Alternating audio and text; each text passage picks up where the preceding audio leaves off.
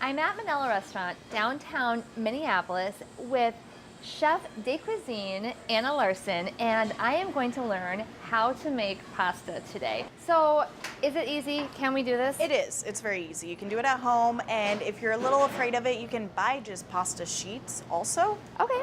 So, how do we get started?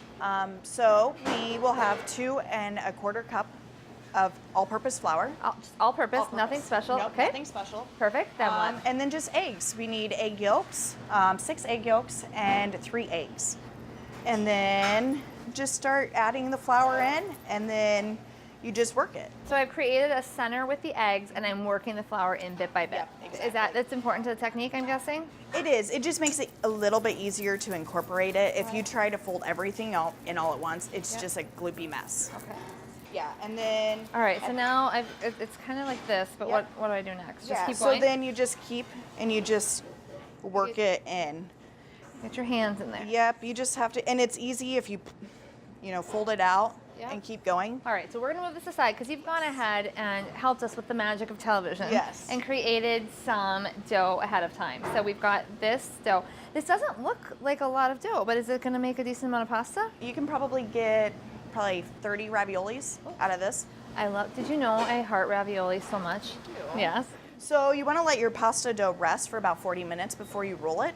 So you want to let it kind of just get soft. So what's interesting about this to me is it doesn't feel sticky. Like when I make bread, that dough is so sticky. Have you done anything to this or just? No, that's the kneading, the 20 minutes. You knead it until it's not sticky. Okay, not sticky. Yeah. I love it. So what I like to do if I'm doing pasta, I make my pasta dough first, and then while it's resting, I make a filling real fast. Okay. For this is just a simple ricotta. We're gonna add some basil, salt, pepper, and some fresh nutmeg. If you wanna grind some nutmeg into it. I do. Hey, I learned something new today when I came here. Nutmeg actually starts out as a nut. Yes. Who knew? I'm guessing a lot of people actually, just not me. Okay. All right, know. so I use this special tool. Yeah, so you just grind it in. I love this basic, when you ask me what my favorite kind of pasta is, it's like all pasta all day, all the time. So anything that's in there, I'm pretty much gonna love. And then we just do a little salt.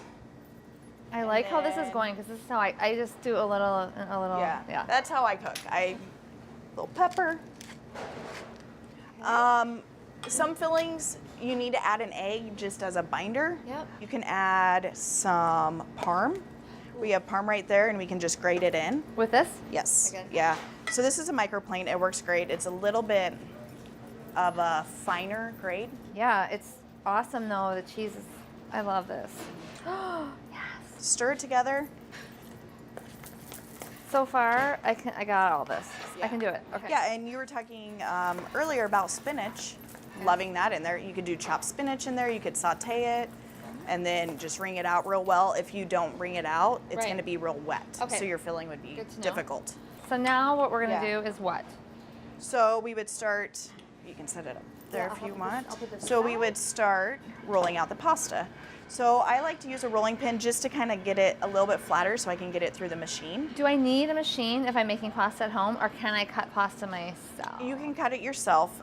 You just have to have a little bit of arm strength. Okay. Muscle. To get it so that it's rolled real thin. All right. But they sell small. I have a small one at home. This is obviously industrial strength. Yep. They have, pasta machines, a little crank one. Yeah, like if you really get into it. Yeah, and they're relatively inexpensive. Well, and sometimes if you love something, it's honestly, it gets down to, I think you can find reasonably priced small appliances like that. Yeah. But it's how many small appliances, it's about counter space and cupboard space. Exactly. Then, so it has to be, you have to be committed. Yeah. But you know what? I don't have any children of my own, but I have nieces and nephew, and I love making pasta with them. Yeah. And it's so fun because they can do it, and they're like trying to, oh, can I get it cranked out? It's a great activity for kids. Yeah. Okay, so I'm rolling this, but now how does this look so far? That looks good for the machine. For the machine? Yes, for the machine. All right, so now? So basically with any pasta machine, you start at the highest number, and then you work your way down. So you just let it go through.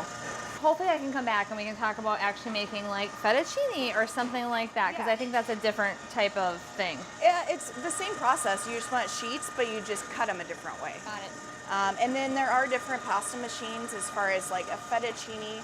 They have the lines that you can cut it. Okay. Once I run it through the machine and it's how I want it, is there a waiting period after that or no? You want to work pretty fast because it will dry out. Got it.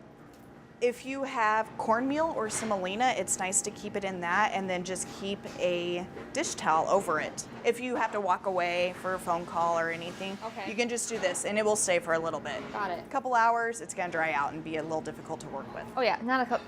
You need to be in it. Yeah. Yeah. So, Yeah. are these fragile or can I hold like? Nope, So like they're thin. It's like a piece of paper, a thick piece. It's like cardstock actually. Yeah, so basically, we just want to set them out. Brush this off. And then I like to put my fillings in pastry bags, but you could use a A zipper Ziploc sandwich bag or whatever. Or you can just use, if you have a thicker filling, you can just spoon it on. And then to get started, sometimes I like to kind of make a little indentation just so I know. So you're not stamping it all the way. No. You're simply kind of just creating a little template for me to put the filling in. Exactly. Okay. So then you just want to put a little in. And it's interesting, we're doing this before we fully cut them. Like I kind of pictured it a different way, but okay. Yeah, I'm trying. Is that good? it is. So then spraying it with water. We use a spray bottle, or you can use a pastry brush or just your fingers to go. This just helps bind it so they stay together. So then you'll just take and fold over and kind of go around. Now we're pressing down so that water can kind of adhere things Yes. together. Yep. So the water is the glue. And then you just will go back and cut around them. You have to use a little force sometimes. Okay, I'm gonna try. I was about to say, I made a ravioli, but I'm actually gonna cut it myself so that I really made a ravioli. If you're a little worried about it maybe not being the best, you can go and pinch around. I love it. Oh, this is cute, this little circle. Yeah. Okay, so then what comes next? Next is cooking. So I have a couple of them already pre-made. Okay. It smells, that basil smells amazing. I just cut a little bit. So again, this is the, not breadcrumbs. What is this again? This is semolina. Semolina? Or cornmeal would be a good alternative at home.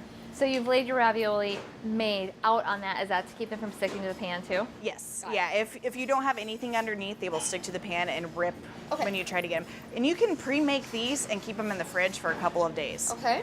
So All right, now we boil them. yes, we boil them. And fresh pasta dough takes 2 to 3 minutes. They start to float. Yeah, so when they float to the top. So bring the water to a boil, Yep. put them in, 2 to 3 minutes. Yep. When they float to the top, done. Yes, exactly. This, I think I can do this. Yeah. Thank you so much for teaching me about this. These look delicious and it smells amazing in this kitchen. Thank you. Thanks for having us today. Thank you.